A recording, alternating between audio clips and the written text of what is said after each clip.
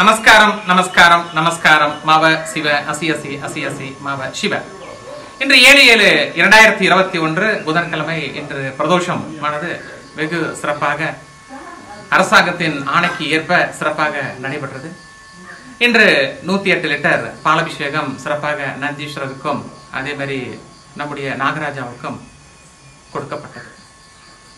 அது மட்டும் இல்லாமல் மக்களுடைய நலனுக்காகவும் எந்த விதமான கொடிய நோய்கள் மனிதனுக்கு தாக்கக்கூடாது என்பதற்காகவும் இந்த பிரதோஷ நாளில் நாம நாகராஜாவை நந்தீஸ்வரரை வழிபாடு செய்யப்பட்டால் கொடிய இந்த நோய்கள் வருவதற்கு வாய்ப்புகள் இல்லை அப்படிங்கிறது நம்முடைய முன்னோர்களுடைய கருத்து.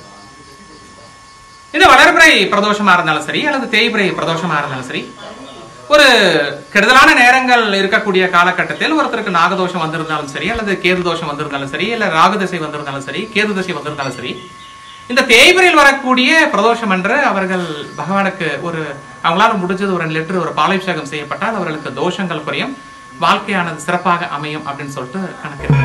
இந்த ஈச்சமலை மகாலட்சுமி கோயிலானது இந்த மேற்கு தொடர்ச்சி மலைகளை சார்ந்து இந்த கோவிலானது இருக்கிறது. இந்த கோவிலானது குறைந்தது 40 ஏக்கரா ஒரு சுற்றளவுல பெரிய கோவிலாக இருக்கின்றது. இங்கு நிறைய சித்த புருஷர்கள் வாசம் செய்தார்கள் அப்படின்னு சொல்லிட்டு நிறைய கருத்துகள் இருக்கின்றது.